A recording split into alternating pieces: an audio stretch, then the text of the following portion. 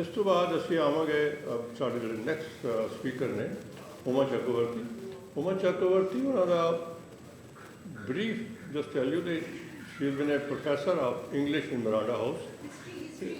History. Not English, history. So, and she's a big historian, written a lot of books also, social activist at the same time, and women के ऊपर इन्होंने बहुत कुछ लिखा है. She's a documentary and filmmaker, and I now leave it to her to take up. She was in the field in the first week. Exactly.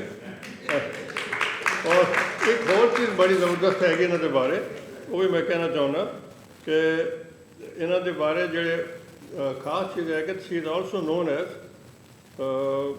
Mother of the women movement in India.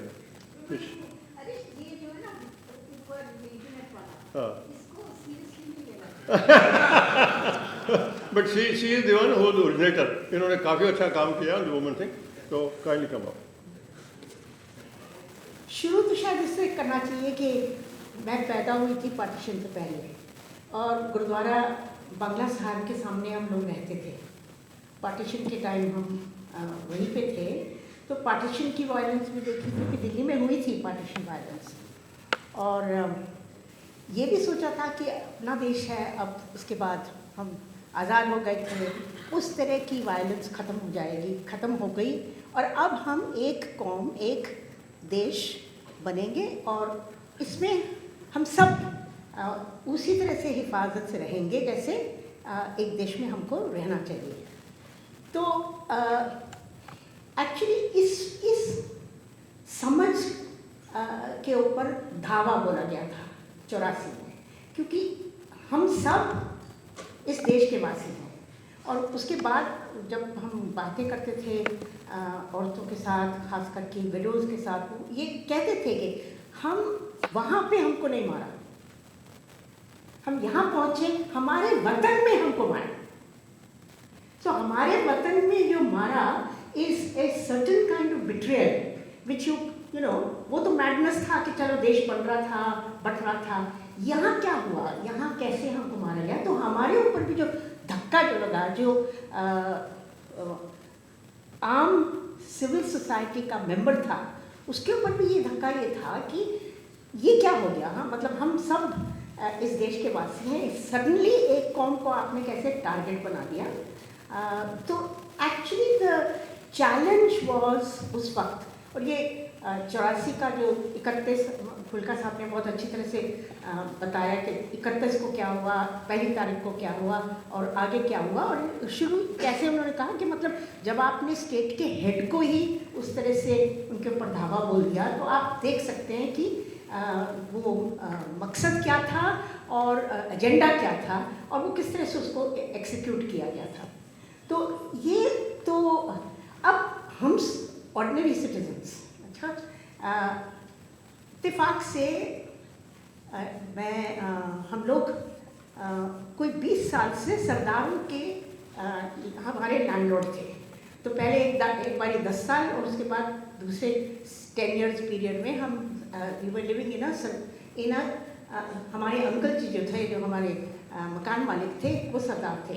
हमारी बड़ी दोस्ती थी, हम लोग बातें करते थे, political बातें भी करते थे और कई सारी हम लोग एक्टिव थे. We were all against many things in the state. मतलब कई चीज़ें ख़राब थी इस देश में और हम लोग बातें भी करते थे. पर जब वो 31 का दिन हुआ और हम यूनिवर्सिटी से वापस आए तो अंकल जी से बात किया. उन्होंने कहा, और वो सब लेफ्टिस्ट मिजाज के थे, तो उन्होंने हमसे कहा ये क्या हो गया, ये क्या हो गया.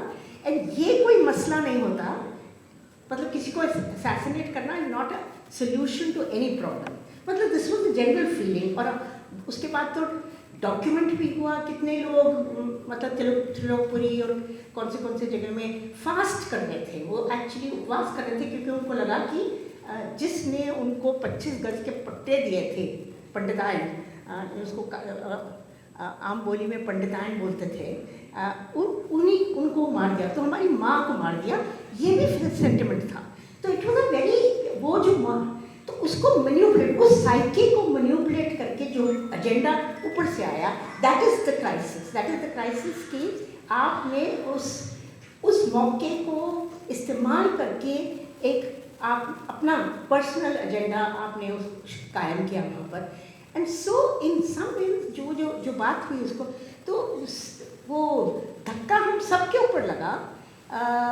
और ये भी बात है कि जितनी भी शर्मनाक चीज़ें स्टेट ने की है, to some extent civil society ने हमको बचाया at that point of time. और मुझे याद है कि हम लोग सड़क पे थे, देयर वाज नो क्वेश्चन, मैं तो बाहर थी। अंकल को तो हमने घर में, अपने घर में छुप वो आए हमारे घर में, और मुझे अभी भी उनकी शक्ल याद आती है। वो अपना गन लेके आए और उन्होंने कहा सेल्फ डिफेंस के लिए। मैंने सोचा ये क्या सिचुएशन आ गई है कि एक बुजुर्ग बंदा जो actually does not believe in any form of violence, was a solid political person, वो भी कह रहे हैं कि फॉर सेल्फ डिफेंस। एंड मुझे उस दिन जिस तरह का दुख हुआ और शर्म मुझे आई कि ये क्या देश, क्या कैसे सीन में हम, कैसी दुनिया में हम रह रहे हैं। तो वहाँ से शुरू होकर के और आम स्तर पे हम सड़क पे थे, naturally we were trying to diffuse the mobs, उनको निकालने की कोशिश कर रहे हैं। अगल बगल में स्टूडेंट्स रहते थे, तो उन्होंने one of them came and said to me कि आप जाकर के ना अंदर साड़ी पहन के आइए, सलवार कमीज में थी, आप साड़ी पहन के आइए। मैंने कहा मैं अपने को अलग करूं दिखाने के लिए कि मैं सरदार नहीं हूँ, मैं सिख नहीं हूँ, मैं पंजाबन नहीं हूँ, कि मैं जाकर के अंदर साड़ी पहन करके आकर के बाहर काम करूँ। What nonsense. तो मुझे बहुत गुस्सा आया कि you are telling me to identify now myself as different from the Sikhs. तो मुझे आई वॉज रियली फ्यूरियस, मुझे बहुत गुस्सा आया। और वो स्टूडेंट था बेचारा, वो मेरे बचाव के लिए बुरा था, but I felt really angry and upset at that. But ये भी है कि सिविल सोसाइटी की रिस्पॉन्स थी। और मुझे याद है कि एज सून एज वो लिफ्ट किया गया था, जब कर्फ्यू को जब लिफ्ट किया तो बड़े पैमाने में सिटीजन्स निकल के आए। बहुत लोग थे जिनको मतलब बहुत तरह की बदतमीजियाँ भी हुई, बट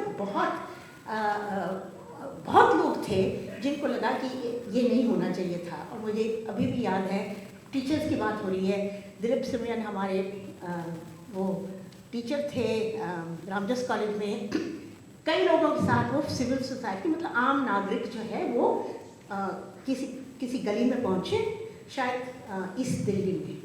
और जैसे वो जा रहे थे, क्योंकि थोड़ा सा झुंड था, 10-20 लोग का झुंड था, वो सड़क में वो गली में जा रहे थे। दूर एक कोने में एक औरत खड़ी थी, एक बच्ची के साथ उनके गोद में। और जब ये उनके सामने आए, उन्होंने उस बच्ची ने कहा मेरी माँ को मत मारना।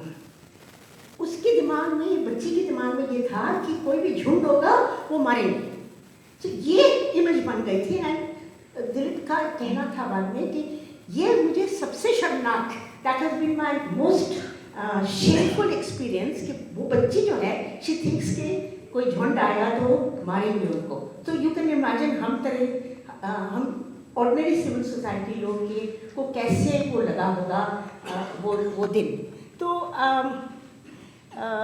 उसके बाद हम लगे, मतलब एक तरह से कैंपों में गए, डॉक्यूमेंटिंग शुरू हुई, लिखा पढ़ी शुरू हुई। हम लोग पता नहीं बार बार उसको लिस्ट बनाते थे, क्या हुआ, किस घर में क्या हुआ, कितने लोग मारे गए। एंड जैसे आप फुल्का साहब ने कहा ना कि हर FIR शुरू होता था इंदिरा गांधी के निर्मम हत्या की वजह से ये हुआ। सो वो नैरेटिव तो उन्होंने सेट कर दिया था।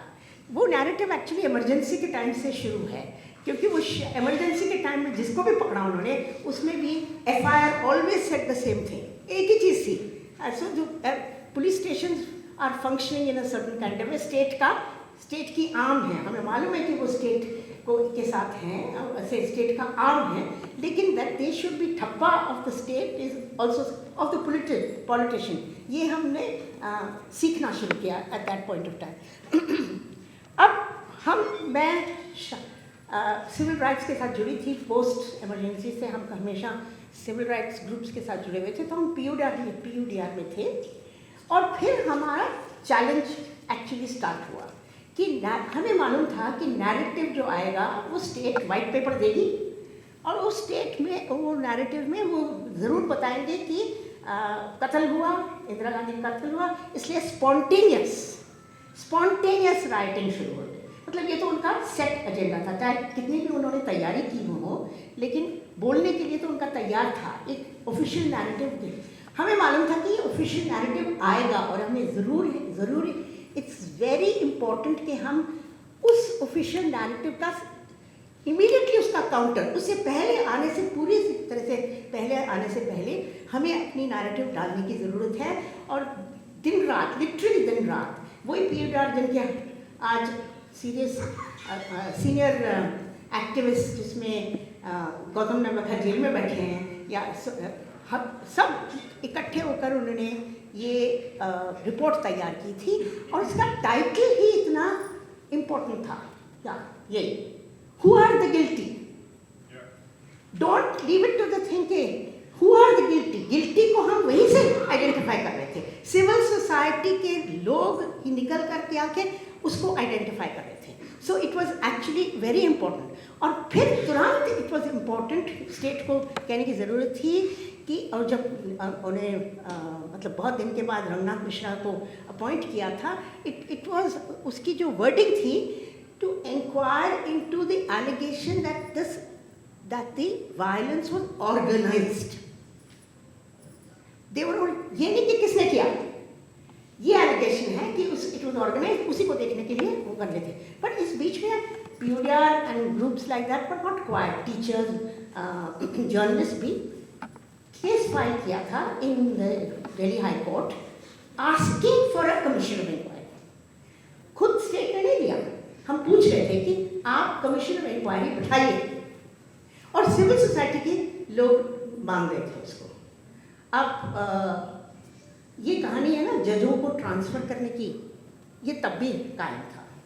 इफ़ यू रिमेंबर कुलता साहब, जस्टिस राजेंद्र सच्चर के पास आई, उन्होंने एंटरटेन भी किया उस पिटिशन को, तुरंत उनको ट्रांसफ़र कर दिया। ट्रांसफ़र करके it was given to a sarkari जज। अब हम उनको क्या कहें, ये सरकारी जजेस हैं कई, अब हमको तो बहुत दिख रहे हैं सरकारी जज, they are so many of them, of the sarkari जज। तो सरकारी जज मिस्टर योगेश्वर दयाल कहते हैं teachers, journalist are bad, teachers are worse, क्योंकि जो ग्रुप सिविल सोसाइटी की ग्रुप जिसने फाइल किया था उसमें टीचर्स और जर्नलिस्ट थे। सो ये काउंटरिंग ऑफ आवर नैरेटिव जो विच इज सेइंग कि स्टेट ने ऑर्गेनाइज किया था, that is the critical shift in all violence was this thing, ये कि अब स्टेट ही उसको ऑर्गेनाइज कर रहा है, पॉलिटिकल क्लास ही उसको ऑर्गेनाइज कर रहा है, और आड़ किसी चीज़ की भी वो ले लें उसको। तो अब इसको लेकर के हम लगे रहे, कितने साल लगे रहे, सचमुच मैं सोचती हूँ ना, कभी आप मेरे पास एक आर्काइव है 84 की, जो पर्सनल आर्काइव है, कितने रिपोर्ट हमने तैयार की। जस्टिस कुसुम लता मित्तल की, I don't know she was the justice, but she dysfunctioning और as it were, Jain Banerjee, मतलब 4-5 अलग अलग तरीके की कमीशन बिठाई गई थी to look into police, to police malfunctioning at that time, we are in non-functioning, मतलब complicity। हर बार वो रिपोर्ट, उनकी रिपोर्ट आती थी और हमारी उसकी क्रिटिक होती। Let's go to Ranganath Mishra. अब रंगनाथ मिश्रा की कमीशन बिठाई गई थी। रंगनाथ मिश्रा सरकारी कमीशन ऑफ इंक्वायरी, बाद में NHRC के चेयरमैन भी बन गए थे, ऑफ कोर्स वही होता है, वो पूरा ट्रैजेक्टरी है ना, मतलब लड्डू मिलते हैं आपको जब आप स्टेट के साथ जुड़ जाते हो ना, तो फिर आपको लड्डू भी मिलते हैं अलग अलग तरह के लड्डू। तो here this man Ranganath Mishra. अब मैं कभी नहीं भूलूंगी, मुझको नंदिता सर ने ये कहानी बताई थी कि मतलब लोग उस वक्त जाएँ इनके पास ना जाएँ, ये हमको सीरियसली लेंगे कि नहीं लेंगे। It was only into inquiring into allegations of it being organised. फिर भी अच्छा, जाने की बात हो रही थी, लोग, एक बेचारा सरदार जो जिनके बेटे मारे गए थे, वो खड़ा in front of the Ranganath Krishna अपनी कहानी बता रहा था। और जिनके घर में दुख हुआ है, जिनके घर में लोग मारे गए हैं, वो एक तरह से अपनी कहानी बताते हैं, because the most important thing is to tell you the details. And search for justice did not stop. सिखों ने भी किया और सिविल सोसाइटी ने भी किया, और लगे रहे। It was we did not give up on the search for justice, because that is the only thing we have. Civilized society, a nation, if it does not give justice to its people, then it's not worth calling ourselves citizens of this country. अगर मेरे को justice नहीं मिलेगी यहाँ पे, तो मैं क्यों अपने को मानूँ कि मैं इस देश की वासी हूँ, क्योंकि मुझे justice नहीं मिलने वाला है। ये situation जो है वो मैं समझती बहुत ज़रूरी है ध्यान में रखने का।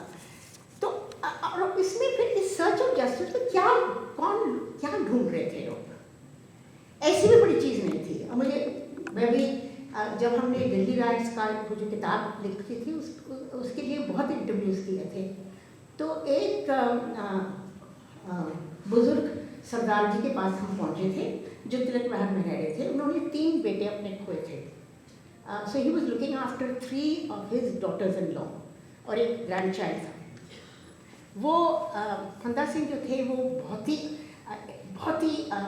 मज़ेदार और किस्सेदार वाले भी थे, और but he was very thoughtful person. तो पहले तो उन्होंने बताया कि कैसे वो पाकिस्तान से आए, सिंध के थे, कहाँ से कहाँ गए, और मतलब और पूरी तरह से ऐसे बताया जैसे माइग्रेशन की एक स्टोरी बताते हैं ना, कि कहाँ से गए, फिर हम अजमेर में रहे, फिर अजमेर में हमारा पेट नहीं भर रहा था तो हम दिल्ली में आए, यहाँ हम वहाँ पे रहे, फिर हमें इंदिरा गांधी ने 25 गज के प्लॉट दिए और हम पहुँचे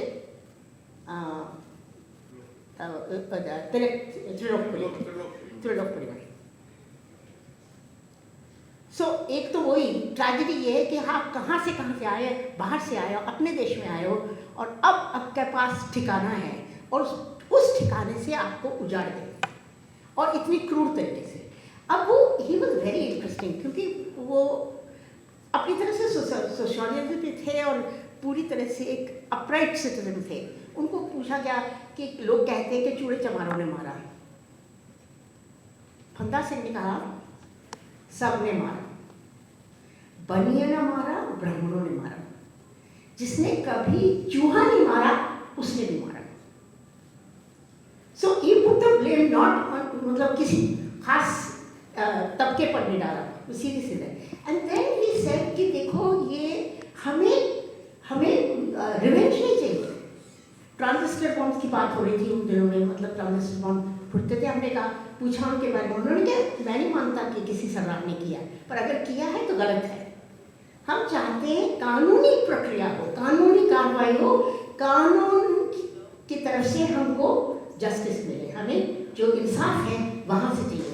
that is what they were looking for. वहाँ वो जो जुडिशरी है वहाँ से उनको, और उसको लग के कितने साल, 34 साल लगे ना मुरलीधर की जजमेंट को आते 34 साल हो गए। 34 साल के बाद एक जजमेंट आया जिसमें एक्चुअली एक्नॉलेज किया कि भैया आप सिटीजन हो, और इंटरनेशनल जूरिस्प्रूडेंस में लेके आए, और पूरी तरह से उसको जो जजमेंट उन्होंने किया वो it is unimpeachable, you know, it's brilliant judgement, absolutely brilliant judgement. International jurisprudence भी कोट किया, हमारे ट्रेडिशंस जो होने चाहिए वो भी कोट किया, पर इतने साल लगे, 34 साल। उस बीच में आप देखो कितनी तबाही हुई, और जो स्टेट ने औरतों के साथ किया, मैं इस बात पर भी जानना चाहूँगी। मतलब पहली बार जो औरतें थीं वो दे सॉ देमसेल्व्स, उनके घर वाले मारे गए थे, मेरा सरदार को मार दिया, तो वो ही गम एक बड़ी गम थी। ऊपर से आप उनको 10,000 दे रहे थे, 10,000 रुपीज़। वो कहते थे मेरे मर्द की कीमत 10,000 है, सारी ज़िंदगी वो हमें खिलाता, और आज तुम उनको 10,000 दो। मतलब बाद में प्रेशर के डालने के बाद उसको इंक्रीज़ किया था, But it was insulting to say कि एक स्टेट की क्या कमिटमेंट है तुम्हारी तरफ कॉम्पनसेशन की 10,000. That is the price of the value of a man. So it was outrageous for the women. They were also looking for justice. उनको भी बहुत गुस्सा था और पहली बार वो घरों से निकली, काम करना था, they had to feed their children. बहुत तरह के उनके ऊपर क्या कहते हैं अत्याचारें हुई. और ये भी इंटरेस्टिंग था कि वो अपने को विडोज कहते थे. उनको वो हिंदी वाला शब्द जो हम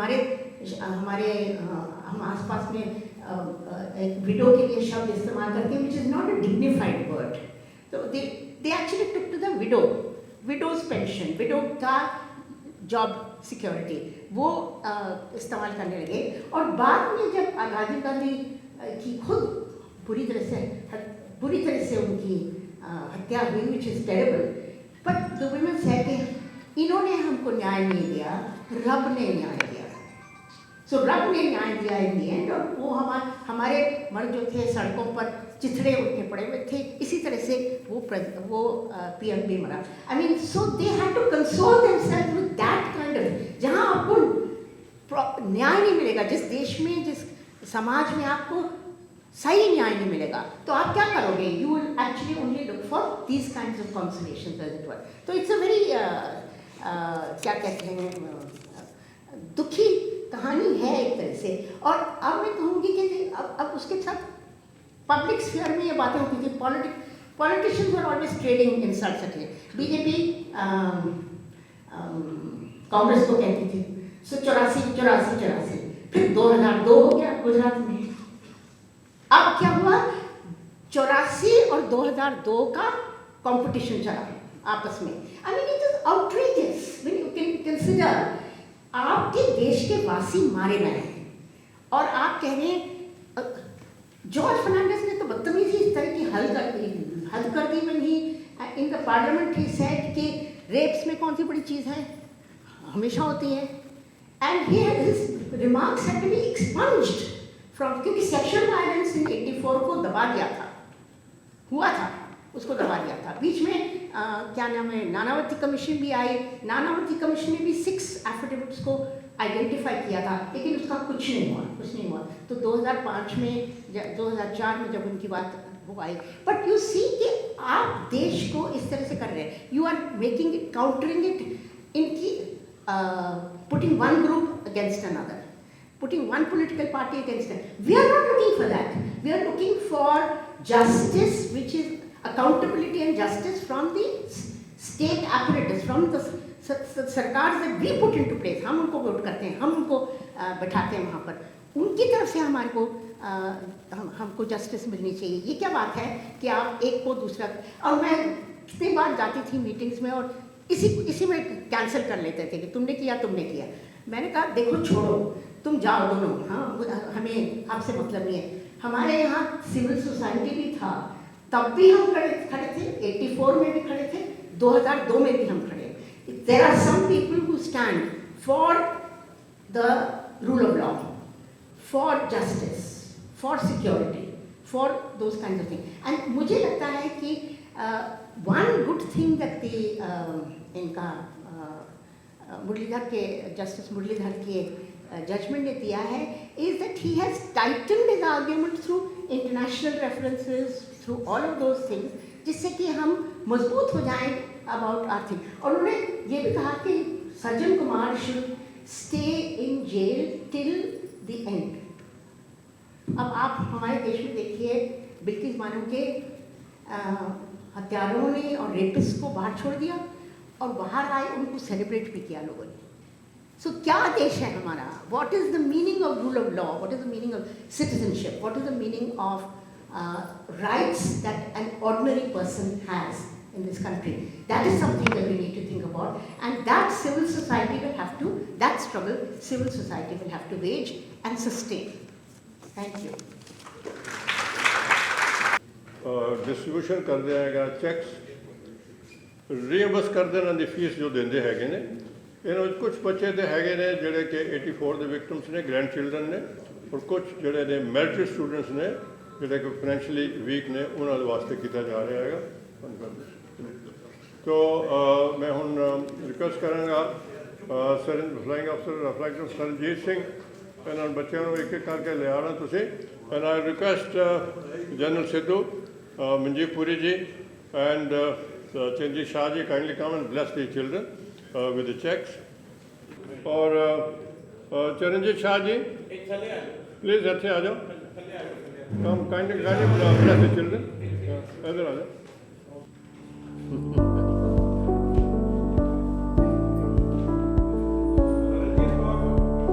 ਉਧਰ ਵੀ ਦੇਖੋ